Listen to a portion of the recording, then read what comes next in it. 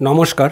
ভারত ও France একটি যুগান্তকারী যৌথ উদ্যোগে অংশ নিচ্ছে, যা ভারতের প্রতিরক্ষা ও মহাকাশ শিল্পকে নতুন উচ্চতা নিয়ে যেতে প্রস্তুত। 61,000 কোটির এই ঐতিহাসিক চুক্তির মূল লক্ষ্য হল পরবর্তী প্রজন্মের ফাইটার জেট ইঞ্জিন যৌথভাবে নির্মাণ, যা উন্নত যুদ্ধ বিমান যেমন অ্যাডভান্স মিডিয়াম কম্ব্যাট এয়ারক্রাফট বা এএমসি এর জন্য ডিজাইন করা হয়েছে। ভারতের প্রতিরক্ষা মন্ত্রণালয়ের বিস্তারিত কারিগরি ও অর্থনৈতিক মূল্যায়নের পর এই চুক্তি চূড়ান্ত হয়েছে, যা দেশের আত্মনির্ভর প্রতিরক্ষা শিল্প গড়ে তোলার লক্ষ্যে একটি বড় পদক্ষেপ। এই প্রকল্পে ফরাসি বিমান প্রযুক্তি সংস্থা স্যাফরানকে বেছে নেওয়া হয়েছে ইউকের রোলস রয়েসের উপর ভিত্তি করে তাদের পূর্ণ প্রযুক্তি হস্তান্তর প্রস্তাব ও ভারতের দীর্ঘমেয়াদী উন্নয়নের পরিকল্পনার সাথে সাযুজ্যের কারণে। স্যাফরান ইতিমধ্যে হায়দ্রাবাদে একটি মেনটেন্যান্স, রিপেয়ার অ্যান্ড ওভারহল কেন্দ্র বা এমআরও স্থাপন করেছে এবং ভবিষ্যতে ভারতের আরও বিনিয়োগের প্রতিশ্রুতি দিয়েছে। অপরদিকে রোলস রয়েস অতীতে দুর্নীতির অভিযোগে জর্জরিত হওয়া ভারতের কর্তৃপক্ষ তাদের প্রস্তাবের প্রতি আস্থা রাখতে পারেনি।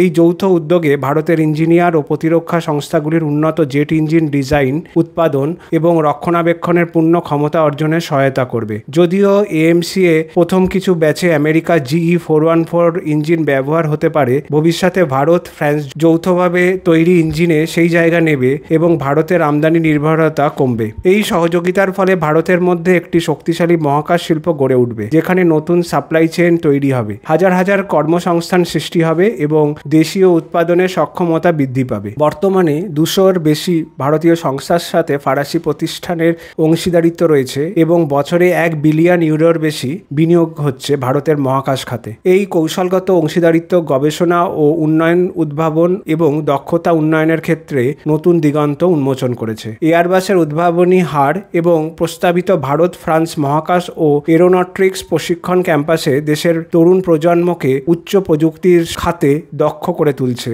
যা শুধু সামরিক খাতে নয়, বেসরকারি বিমান চলাচল ও মহাকাশ গবেষণাতেও অবদান রাখবে। পরিবেশ বান্ধব প্রযুক্তির ক্ষেত্রেও দুই দেশের একসাথে কাজ করছে।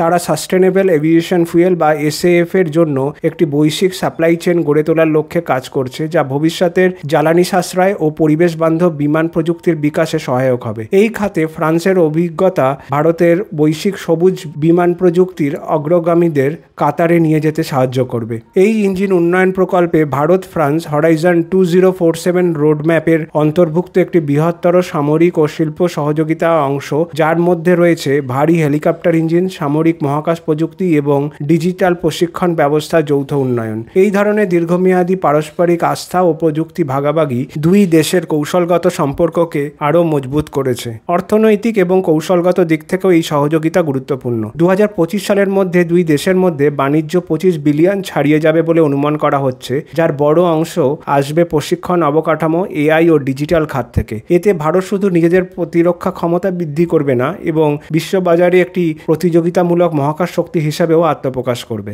ভারত ফ্রান্সের এই যৌথ উদ্যোগ আন্তর্জাতিক প্রতিরক্ষা ও প্রযুক্তির অংশীদারিত্বের একটি মডেল হিসাবে বিবেচিত হচ্ছে, যেখানে বাণিজ্যিক স্বার্থ, প্রযুক্তিগত অগ্রগতি এবং পরিবেশগত দায়িত্বের মধ্যে একটি ভারসাম্য রক্ষা করা হয়েছে। এটি প্রমাণ করে যে পারস্পরিক বিশ্বাস, অভিন্ন লক্ষ্য এবং দীর্ঘমেয়াদী দৃষ্টিভঙ্গি থাকলে দুই দেশ কিভাবে একে অপরকে বিশ্ব পরিমণ্ডলে নেতৃত্বদানের পথে নিয়ে যেতে পারে।